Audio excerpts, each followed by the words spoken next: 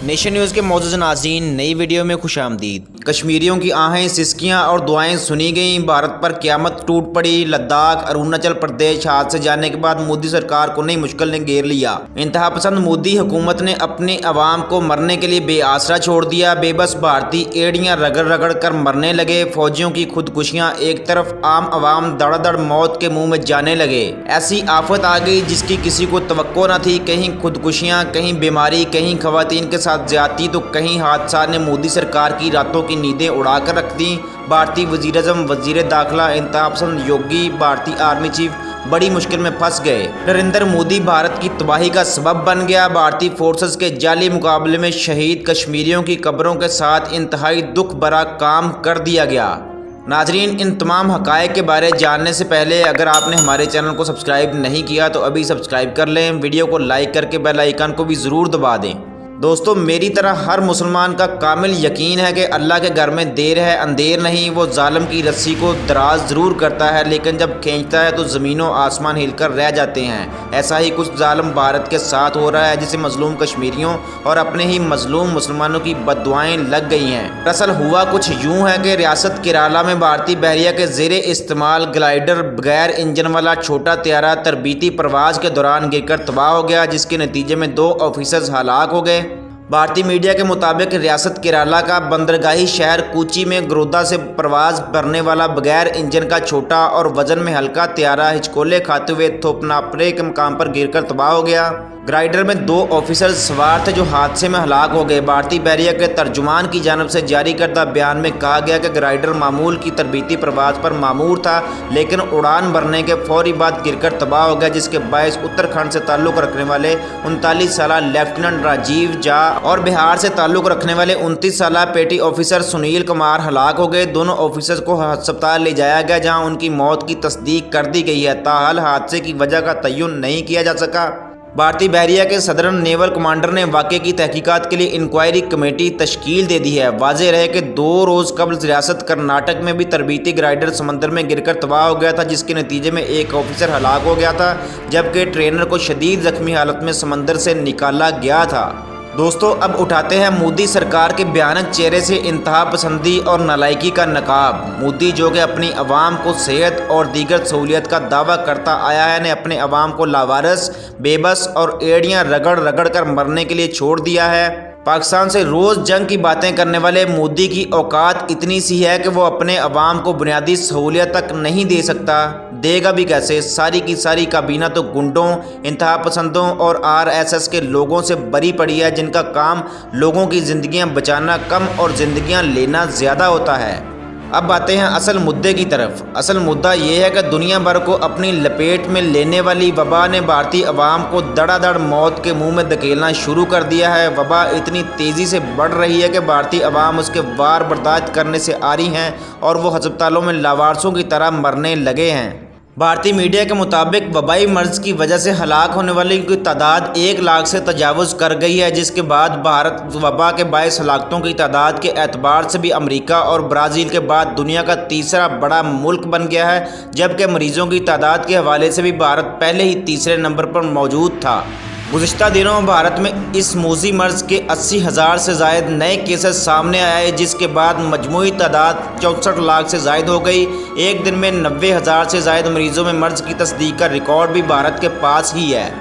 بھارتی ریاستوں مہاراشٹر اور کرناٹک وبا سے سب سے زیادہ متاثر ہونے والی ریاستیں ہیں، جہاں متاثرین کا تناسب مجموعی تعداد کے 45% سے زائد ہے۔ اپوزیشن جماعت کانگریس نے کہا ہے کہ موذی مرض سے متعلق مودی سرکار کے بلند و بانگ دعوے دھوکہ ثابت ہوئے۔ ایک طرف تو وبا کی ہولناکی اپنے عروج پہ ہے، تو دوسری جانب مودی سرکار کی غیر سنجیدگی کا یہ عالم ہے کہ 15 اکتوبر سے سینما گھر اور تفریحی مقامات کھولنے کی اجازت دے دی ہے۔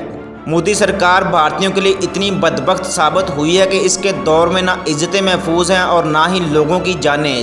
چین سے اپنی کتوں والی کروانے والی مودی سرکار کو حادثات وبا کے بعد خواتین کی عزتیں لٹنے کی خواری دیکھنی پڑ رہی ہے۔ خواتین کی عزت کی بات کریں تو ابھی حال ہی میں ہونے والا تازہ ترین واقعہ آپ سے شیئر کرتے ہیں، جس نے مودی سرکار کے اکھنڈ بھارت کو پوری دنیا کے سامنے ننگا کر کے رکھ دیا۔ भारतीय रियासत उत्तर प्रदेश में एक हफ्ते में 2 दलित लड़कियों को इज्तिमाई ज्यादती का निशाना बनाया गया, जिसके बाद पूरे भारत में मोदी सरकार की थू थू की जा रही है और मुतालबा किया जा रहा है कि मुजरिमों को कड़ी से कड़ी सजा दी जाए। लेकिन इंतहा पसंद मोदी की मोटी अकल में ना तो अवाम की आवाज़ पड़ रही है और ना ही उनके मुतालबे। भारतीय रियासत उत्तर प्रदेश के ज़िला बलरामपुर में 22 साल एक लड़की को इज्तिमाई जिनसी ज़्यादती का निशाना बनाया गया था, जो अस्पताल ले जाते वक्त चल बसी। चंद रोज़ कबल ही हाथरस की एक लड़की के साथ भी ऐसा ही वाक़या पेश आया था। नाजरीन, सोशल मीडिया पर इस तरह की खबरें गश्त कर रही हैं कि मुतासरा खातून को भी तशद्दुद का निशाना बनाया गया था। ताहम पुलिस ने इसकी तरदीद करते हुए कहा कि पोस्टमार्टम रिपोर्ट से मुतासरा खातून पर तशद्दुद करने जैसी कोई बात सामने नहीं आई है। हुक्काम के मुताबिक इस सिलसिले में इन 2 अफराद को गिरफ्तार कर लिया गया है, जिन्होंने दोस्ती के लिए लड़की को अपने पास बुलाया था और फिर इसका रेप किया। पुलिस का कहना है कि जिनसी ज़्यादती के बाद मुलजमान लड़की को खुद एक क्लिनिक लेकर गए थे। ताहम जब तबीयत ज़्यादा बिगड़ गई तो उन्होंने मुतासरा लड़की को उसके घर भेज दिया। अहले खाना ने बिगड़ती हालत देखकर उसे दोबारा अस्पताल ले जाने की कोशिश की, ताहम रास्ते में ही उसकी मौत हो गई। पुलिस का कहना है कि शाहिद और साहिल नामी 2 नौजवानों ने मुतासरा लड़की को अपने पास बुलाया था और उन्हीं को हिरासत में लिया गया है। अहले खाना ने इल्ज़ाम आयद किया है कि दोनों नौजवानों ने लड़की का रेप किया और फिर डॉक्टर के पास ले गए थे। हमने दोनों को गिरफ्तार कर लिया है। रियासत की कई अपोजिशन जमातों ने खवातीन के साथ तशद्दुद और जिनसी ज़्यादती के बढ़ते वाक़यात पर काबू ना पाने की वजह से योगी आदित्यनाथ की हुकूमत पर नुक्ताचीनी की है। उनका कहना है कि इस केस को भी हाथरस की तरह दबाने की कोशिश ना की जाए और मुतासरा खातून के साथ इंसाफ होना चाहिए। याद रहे कि रियासत उत्तर प्रदेश के ज़िला हाथरस में चंद रोज़ कबल जिस 20 साल लड़की के साथ इज्तिमाई जिनसी ज़्यादती के साथ साथ उन्हें तशद्दुद का निशाना बनाया गया था, वो ज़ख्मों की ताब ना लाकर बिलाकर दिल्ली के एक अस्पताल में चल बसी थी। लेकिन पुलिस ने खानदान वालों को लाश देने के बजाय लड़की की आखिरी रसूमात बड़ी खामोशी के साथ अदा कर दी। पुलिस के इस रवैये पर कई हलकों की जानब से सख्त नुक्ताचीनी हो रही है। दूसरी जानब भारत के ज़ेरे तसल्लुत कश्मीर में जाली मुकाबले में शहीद किए गए 3 नौजवानों की कब्र कुशाई के बाद उनके जस्दे खाकी लवाहकीन के हवाले कर दिए गए हैं। गैर मुल्की खबरसां इदारे के मुताबिक रवां साल 18 जुलाई को शुपैया में भारतीय फोर्सेस की जानब से जाली मुकाबले में नौजवान इम्तियाज़ अहमद, अबरार अहमद और अबरार खटाना को जाली मुकाबले में शहीद कर दिया गया था। शहीद किए गए नौजवानों के लवाहकीन ने 2 माह तक एहतजाज जारी रखा और भारतीय फोर्सेस की जानब से नौजवानों पर आयद किए गए इल्ज़ामात को गलत करार दिया था, जिसके बाद 18 सितंबर को भारतीय फोर्सेस ने तस्लीम कर लिया कि नौजवानों पर मुसल्लह ग्रोहों का गलत इल्ज़ाम आयद किया गया था। भारतीय फौज की जानब से जारी होने वाले बयान में तस्लीम किया गया कि तीनों नौजवान जम्मू के इलाके राजवरी से ताल्लुक़ रखने वाले मजदूर थे और भारतीय एहलकारों ने खुसूसी कवानीन के तहत हासिल इख्तियारात का गलत इस्तेमाल करते हुए उनके खिलाफ कार्रवाई की। मुकामी पुलिस अफसर ने बताया कि DNA टेस्ट से मकतूलीन की शनाख्त कर ली गई है और कब्र कुशाई करके उनके जस्दे खाकी लवाहकीन के हवाले किए जाएंगे। वाज़ेह रहे कि भारत के ज़ेरे तसल्लुत जम्मू और कश्मीर में जाली मुकाबलों में कश्मीरी नौजवानों के कत्ल के वाक़यात में इजाफा हो रहा है। पाकिस्तान ने अक़वाम मुत्तहिदा समेत कई बैनुल-अक़वामी फ़ोरम पर इस मसले की निशानदेही की और तहकीकात का मुतालबा भी किया है। उम्मीद है नाज़रीन आपको वीडियो पसंद आई होगी। मज़ीद अपडेट्स के लिए नेशन न्यूज़ को सब्सक्राइब कर लें। अपनी राय का इजहार करने के लिए कमेंट सेक्शन का इस्तेमाल ज़रूर करें।